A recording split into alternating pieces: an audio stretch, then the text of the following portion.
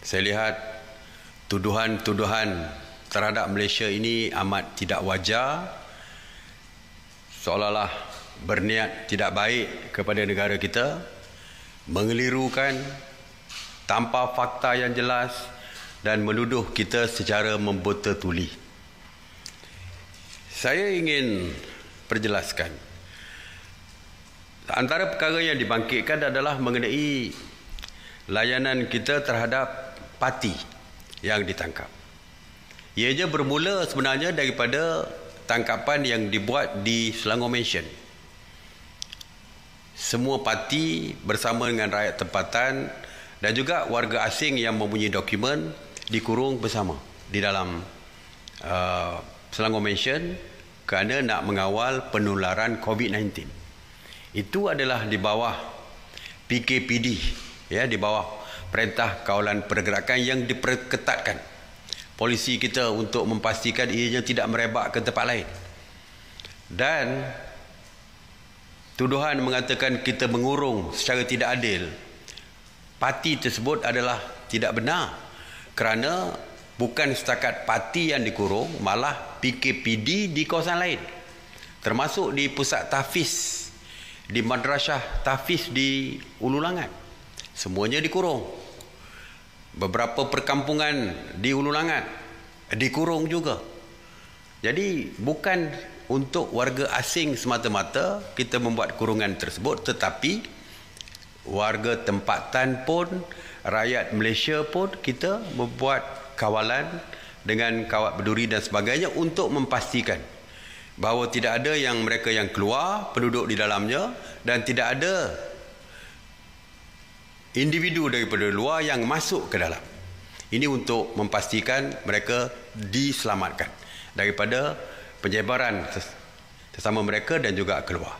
Dan setiap individu yang berada di dalam kurungan PKPD dibuat saringan, termasuk parti juga disaring. Kerajaan menanggung kos saringan terhadap mereka. Jadi tidak betul kalau kita katakan bahawa satu layanan yang tidak adil dibuat kepada mereka kerana mereka dikurung. Kerana ianya polisi ini, SOP ini kepada sesiapa saja, termasuk rakyat Malaysia. Menuduh tindakan kita bersifat perkauman ataupun resis juga tidak benar. Ya, apa yang dilakukan adalah berdasarkan undang-undang. Pihak imigresen menggunakan Akta Imigresen untuk menangkap mereka, menahan mereka yang tidak mempunyai dokumen yang sah di dalam negara kita ataupun yang langsung tidak mempunyai dokumen. Kita boleh tanya Al Jazeera ni, berikan kita nama mana-mana negara di dalam dunia ini yang membenarkan warga asing yang tidak mempunyai dokumen perjalanan ataupun yang mempunyai dokumen yang tidak sah boleh bebas di negara mereka. Saya cabar Al Jazeera tunjukkan negara mana yang memberikan kebebasan mutlak kepada yang tidak, warga asing yang tidak berdokumen. Tidak ada. Jawapannya setahu saya tidak ada. Tetapi mungkin Al Jazeera mempunyai senarai negara tersebut, silakan. Kerana setiap negara mempunyai Akta Imigresen yang hampir sama, iaitu setiap warga asing yang masuk ke dalam negara kita, mesti, negara mana-mana sekali, mesti mempunyai dokumen perjalanan yang sah. Yang tamat visa pun, kalau tamat visa, mereka terpaksa dikeluarkan. Jika tidak keluar, juga akan diambil tindakan di mana-mana negara di dalam dunia, termasuk negara di tempat Al Jazeera ada pun. Kita memberikan layanan kepada semua, sama saja, ya, kepada warga asing ini. Saya nak maklumkan, ya, untuk warga asing ini, warga asing ini apabila kita dapati ada dua kategori warga asing. Satu, warga asing yang mempunyai dokumen. Warga asing yang mempunyai dokumen ini,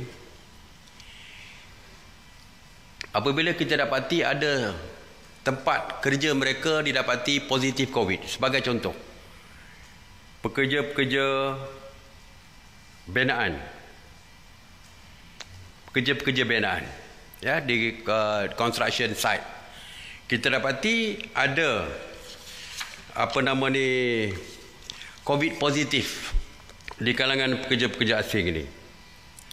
Apa yang kita lakukan adalah kita membuat saringan kepada warga asing, pekerja-pekerja asing ini. Kita buat saringan, semua kita saring. Di wilayah Persekutuan dan Selangor kita buat saringan pekerja-pekerja asing ini untuk memastikan mereka selamat. Sehingga hari ini 68,829 warga asing yang mempunyai dokumen perjalanan telah pun disaring.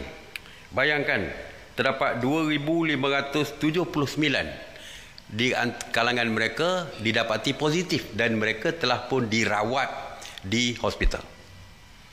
Itu yang mempunyai dokumen. Yang tidak mempunyai dokumen, yang ditahan di depo-depo tahanan, kita tidak biarkan mereka dijangkiti dan sakit dan meninggal di dalam pusat tahanan. Tidak. Kita bantu mereka. Kita saring mereka. Ada 4 depo tahanan yang mempunyai COVID positif di kalangan tahanan parti ini ataupun pendatang tanpa izin ini. Seramai 4,924 daripada mereka telah pun disaring. Dan 777 daripada mereka telah didapati positif. Dan yang positif, kita rawat mereka di tempat khas, iaitu di MAIPS, Pusat Expo di MAIPS di di Serdang. Kita bawa mereka, kita rawat mereka sehingga sembuh dan dihantar pulang ke depo tahanan. Kita bawa mereka, kita tidak tinggalkan mereka. Kita saring mereka di tempat khas pula tu yang kita rawat mereka sehingga sembuh dan dihantar pulang ke tempat mereka. Seperti saya kata, sembuh ke ataupun tidak, mereka masih lagi berstatus pendatang tanpa izin yang tidak mempunyai dokumen yang sah ataupun yang tidak langsung mempunyai dokumen. Walaupun mereka negatif, tidak bermakna selepas negatif kita bebaskan mereka untuk berkeliaran di negara kita, kerana mereka adalah, status mereka adalah tidak sah berada di negara kita. Status yang tidak sah akan dilayan seperti mereka yang tidak sah lah. Tidak bolehlah disamakan dengan orang lain yang bebas untuk keluar, bekerja, hidup seperti biasa dan sebagainya. Sebab itu inilah yang kita lakukan. Dan pembohongan yang dilakukan juga oleh Al Jazeera ini mengatakan bahawa kanak-kanak digari untuk dibawa ke pusat tahanan. Ini juga satu pembohongan yang secara terbuka. Saya percaya pemerintah ini tidak mempunyai etika langsung di dalam melaporkan apa yang seperti yang dilaporkan di dalam rencana itu. Kanak-kanak tidak digari. Saya nak tegaskan. Malah kanak-kanak ini diasingkan bersama ibu bapa mereka di tempat-tempat khas di pusat depo tahanan tersebut.